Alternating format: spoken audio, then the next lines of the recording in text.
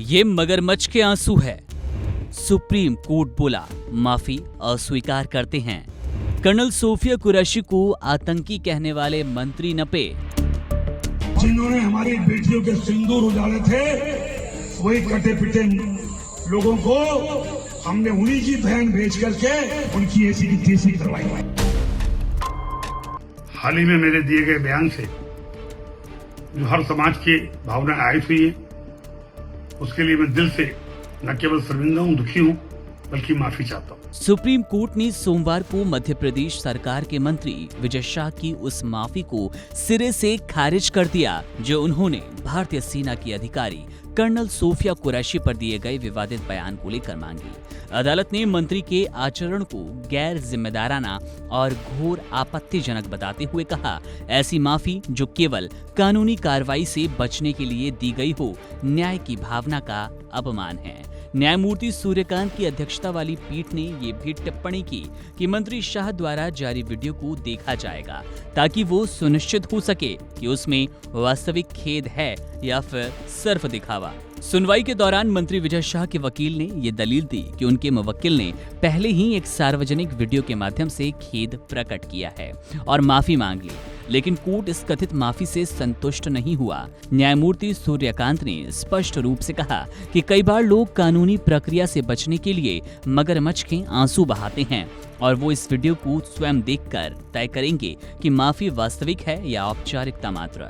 न्यायालय ने ये भी कहा कि उन्हें ऐसी माफी की आवश्यकता नहीं है जो मजबूरी में मांगी गई हो।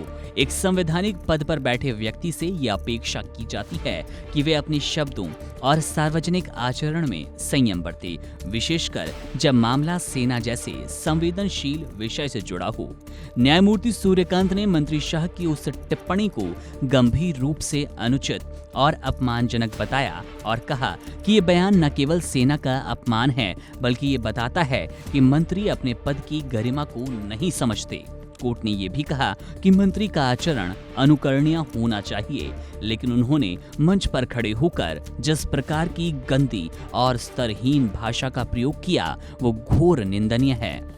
जब विजय शाह ने खुद को दिल से क्षमा प्रार्थी बताया तो कोर्ट ने यह कहकर उनकी माफी अस्वीकार कर दी कि सच्चे खेद में अगर मगर नहीं होता और ये माफी तब आती है जब उसमें आत्मस्वीकृति और समय पर संज्ञान होता है। अदालत ने यह भी स्पष्ट किया कि यह मामला केवल एक बयान तक सीमित नहीं है, बल्कि ये उस सोच का प्रतिबिंब है जिसमें सत्ता में बैठे लोग अपनी जिम्मेदारी से मुंह मोड़ते हैं और फिर जब मामला कोर्ट तक पहुंचता है तो औपचारिक क्षमा याचना कर स्वयं को निर्दोष सिद्ध करने का प्रयास करते हैं। सुप्रीम कोर्ट का ये रुख दर्शाता है कि ऐसे मामलों में केवल माफी काफी नहीं है, बल्कि माफी के पीछे की मंशा, समय और संवेदनशीलता भी उतनी ही महत्वपूर्ण है। अब इस मामले में अगली सुनवाई पर यह तय होगा कि मंत्री विजय शाह के खिलाफ अदालत किस प्रकार की कार्रवाई करती है। बहरहाल मामले पर हमारी नजर है, जैसे कोई बड़ा अपडेट मिलेगा आपसे साझा करेंगे। तमाम बड़ी खबरों और जानकारी के लिए आप बने रहिए वन इंडिया हिंदी के साथ।